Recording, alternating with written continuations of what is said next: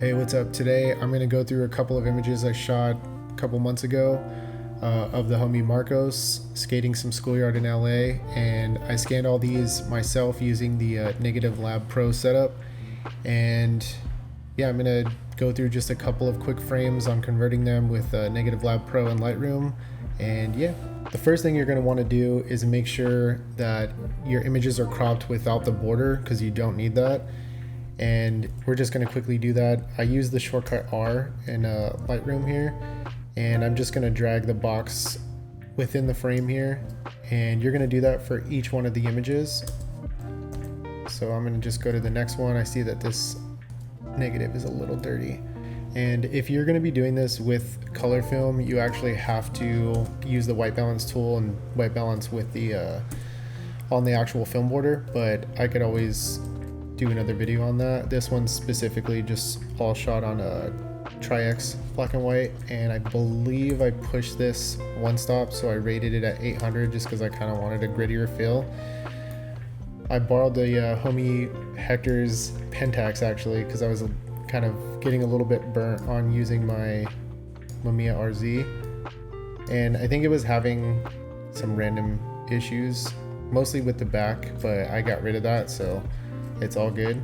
So now that these are all cropped and good to go, I'm going to go back to the first image here, and one of the cool things is you could actually batch edit everything and do it all kind of in one go, so which is pretty sick.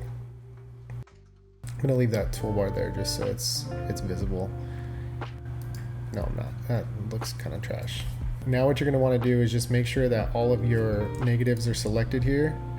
And I have the first one selected, so you're going to hit Control N on the keyboard, and it's going to bring up this Negative Lab, I guess, menu is what you would call it.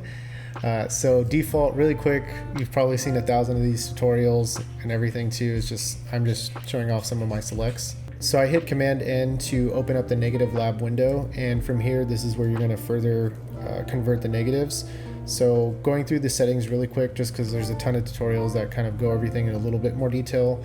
Source, digital camera, because I DSLR scan this stuff, or scan it with the Canon R5. Color mode, black and white, because it's black and white film. I leave pre-saturation to low, just to keep it pretty simple and kind of neutral, so that way if I want to adjust like contrast or anything like that, I could do that all on my own. Roll analysis is a new feature where it takes kind of like an auto average of, I think, exposure for all of the images you have on a roll or whatever you have selected. So because these are all shot on the same film stock around the same time of day, I'm just going to leave that on and then go ahead and convert all negatives. Negative Lab is going to kind of do its thing. Sometimes depending on how many images you have or what camera you're scanning with, it could take a minute. So this one, because I'm scanning with the R5, it definitely does take a little bit of extra time. The computer that I have set up here is a iMac 27-inch. It's not like fully spec'd out or anything, but it does the job. But I have found, honestly, that I did switch over to Capture One from Lightroom a couple years ago, just because I was doing a lot of studio work, and it's so much faster and it saves so much time, and the color grading options are amazing on there. So it's not a plug, but I definitely would recommend it. So now that you have the window here with the conversions, you'll be able to see everything kind of just right away. And honestly, everything, at least black and white, usually looks pretty good right off the bat. And it just depends on, you know, whatever settings you want to kind of play around with. So I typically like the Negative Lab Pro standard black and white. I guess this would be a preset. And from there you could kind of adjust everything. So before I do any of that stuff, since I have all 4 of those images already selected, I'm just going to hit sync, so it syncs all of that stuff across the board.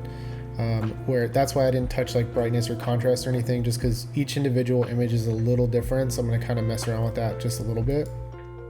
So I'm going to bump up the brightness and the exposure a little bit, and from here you really just play around with it. Sometimes I like more of like a punchier image, so basically to do that you just adjust like the highlights. You might adjust the basically you want your highlights on one side, your shadows on the other side, depending on what side of the screen my hands are on. Just play around with it.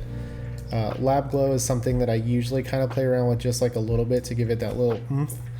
And then the lab fade I'll usually bring down, because I've noticed that lab fade either takes away contrast if you push it pretty far to the right like you see here, and if you pull it to the left it adds actually a little bit of contrast, and I feel like it softens it. It's almost like the clarity tool, just like reverse. So I think it looks pretty nice. Let's see, and I'm just looking at the histogram here on the top right just to make sure I'm not clipping or anything like that. So I think this one looks good. I'm gonna go ahead and select this window here to go to the next image, and this one I think actually looks pretty good too, to be honest. I'm just gonna bump up the exposure a little bit, and I kind of have like an idea of where I want the image to go beforehand, so I'm just kind of adjusting what I think like kind of works.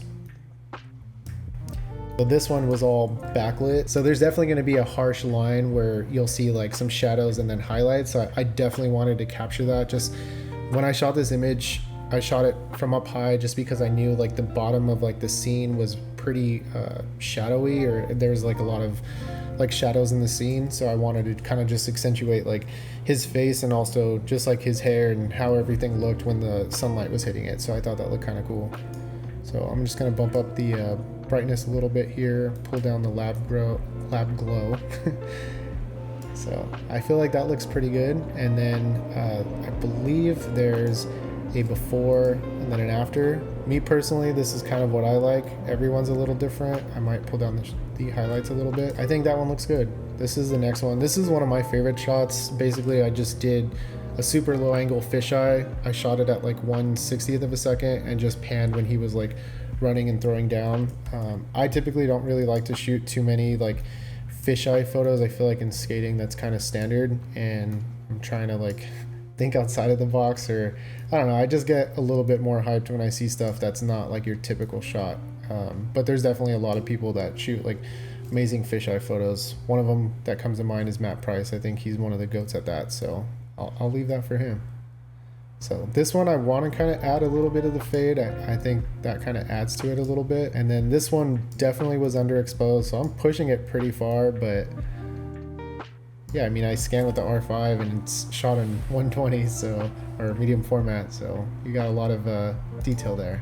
So that's the before, this is the after. I think that one feels pretty good. And then this next one, I know for a fact I underexposed the hell out of it, so I know it's not gonna look its best. So yeah, I didn't use flash or anything too. I kind of wanted this one to have like a super grimy feeling. This one might just honestly look like a washed out mess, but you know, we're showing the everything, you know, we're not trying to hide or be fake, and you know, sometimes stuff hits, sometimes it's a miss, but it's all good. So this one, to pull out some details, what I'm going to do is add a little bit of the fade, and what it's basically doing is really killing that contrast, but it's just trying to find a good balance of like, how can we push it without it looking too crazy, but also, you know, having at least a little bit of contrast. So, and honestly, I'm really just playing around with these just to see kind of what I like best. So I'm actually going to pull that lab fade back a little bit. So you see how far I'm pushing this right here. Like this is a badly exposed image. I'm not even going to cap. That's the before. This is the after. Honestly, I think that's as good as it's going to kind of get, to be honest. And then these are the 4 images here. I think as a series, these kind of work. I might even post these, to be honest. So this is him just in between each of the tries. And this one right here is just also in between tries, just kind of the same vibe, just different perspective. The other one I shot from this side, so after he was skating the bench here, like I was shooting towards camera, at least where I'm standing right here, I was shooting this way, so that's why it's a little bit more backlit. And this one, I kind of saw the way the light was falling because we were there damn near all day, so I just wanted to capture like a different side just to get a little bit difference in view. And then yeah, this next one I kind of went in a little bit more detail, but I just thought this was like a cool panning shot.